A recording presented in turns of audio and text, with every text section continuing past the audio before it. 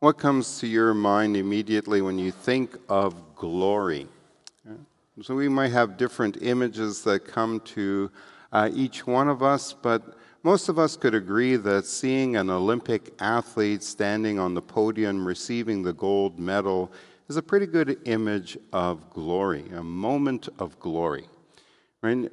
And no one can appreciate that moment of glory quite like the athlete themselves, because they alone know the cost, what it took to get them to that moment.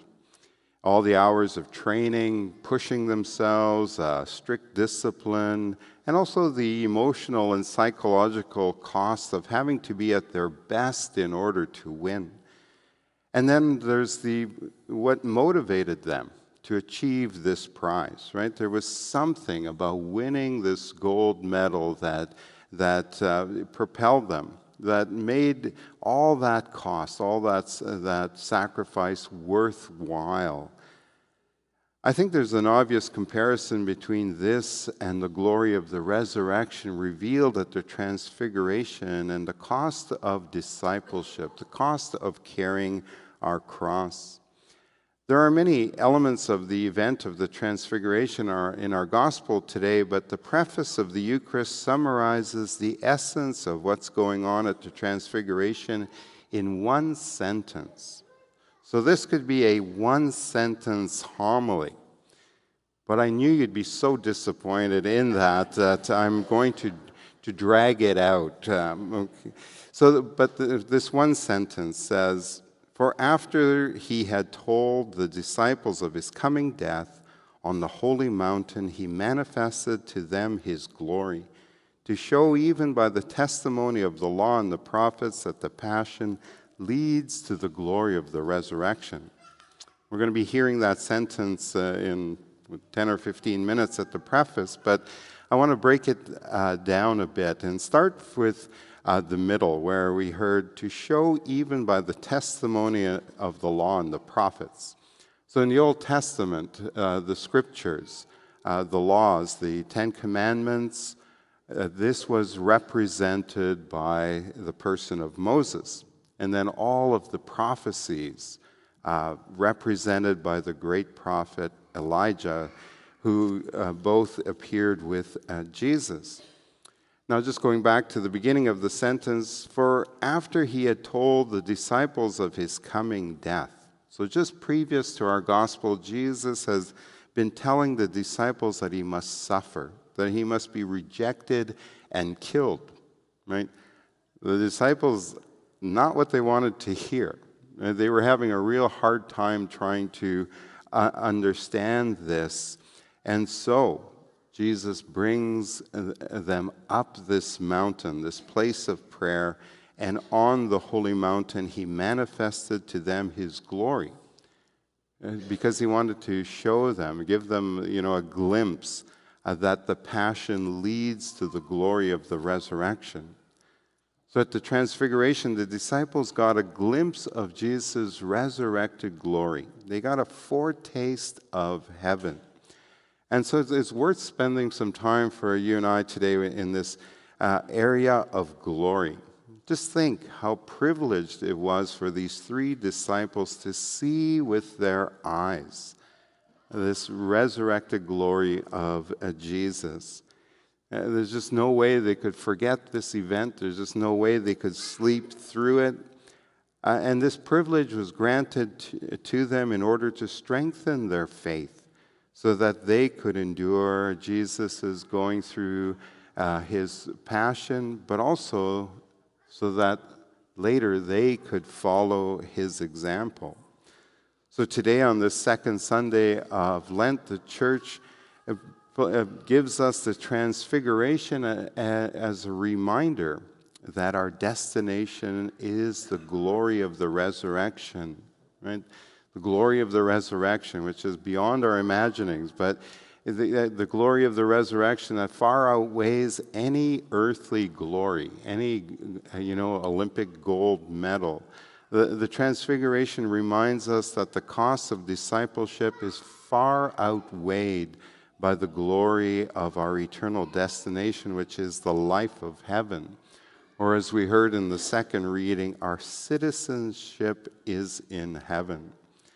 We need to be reminded. We need to have a little glimpse of that resurrection glory to strengthen our faith, not only to endure the difficulties and sufferings of this life, but to go even further and accept them as our cross and to carry this with Jesus' help. In a similar way as with the Olympic athlete who puts in all that effort every single day for the glory that awaits them, we too need to put in effort into our relationship with Jesus, the risen Jesus, every single day. Now, obviously, we can do that through our daily prayer, our good works, our love of neighbor, and in a particular way, we can do that by bringing all the fruit of our daily efforts here to Mass, which is the source and summit of our Christian life. Mass is where Jesus, in a particular way, wants to take us up the mountain to pray. Right? Jesus brings us here. He invites us to come up with him. And he gives us a glimpse of his resurrection glory here in the Eucharist. So just as for the disciples, the transfiguration was an amazing privilege for them to be able to witness that, it's an amazing privilege for you and I to be able to participate in Mass. Right? So Mass is not something we want to miss. Mass is not something that we should sleep through. Right?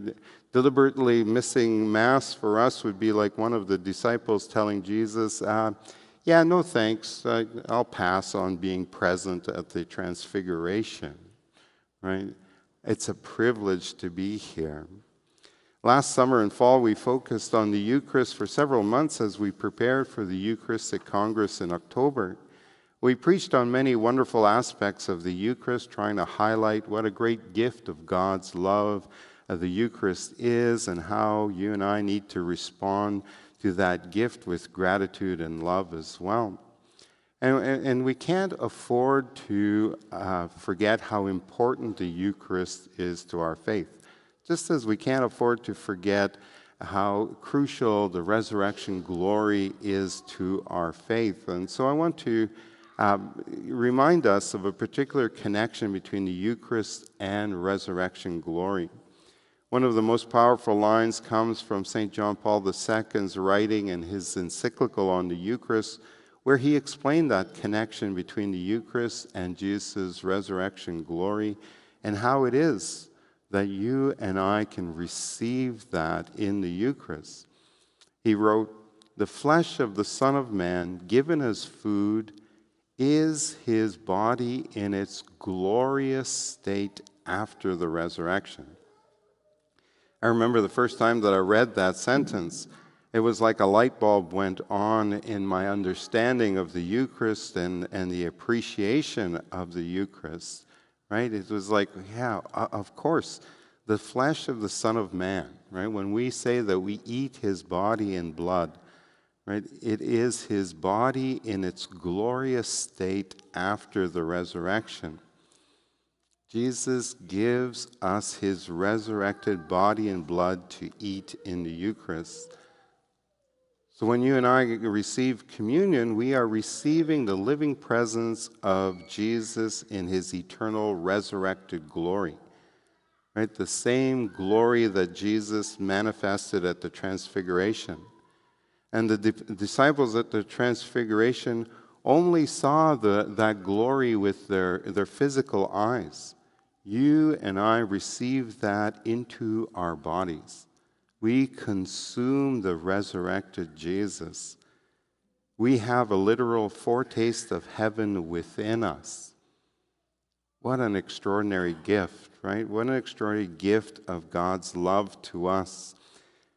But how well do we appreciate it? Do we sometimes take the Eucharist for granted?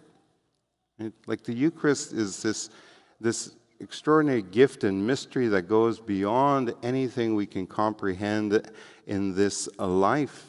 but it's at the very heart of our faith, and so we can't afford to forget how extraordinary the Eucharist is, how privileged we are to be able to receive the Eucharist at Mass.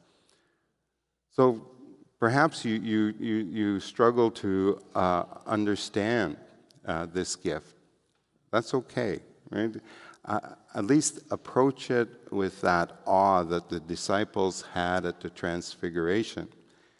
And if you're like me, you might struggle, and sometimes struggle a lot, with all kinds of distractions while trying to participate wholeheartedly at Mass, right? That's part of being human. Or you might even feel that, yeah, I'm just not glimpsing that resurrected glory here at Mass. Well, that's kind of humbling, isn't it? Right? And so that's a good thing in the sense that we need to humble ourselves to approach the Eucharist with reverence and awe. So perhaps you today need the Transfiguration event to encourage your faith, right? We all need that encouragement.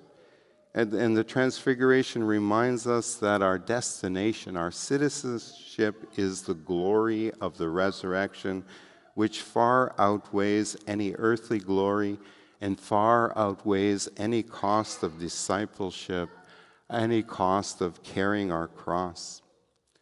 So let us be encouraged today in faith by the glory of the resurrection. May we see with the eyes of faith Jesus' resurrected glory present to us right here in this Eucharist. And let us be inspired to participate in Mass from a place of great gratitude and reverence.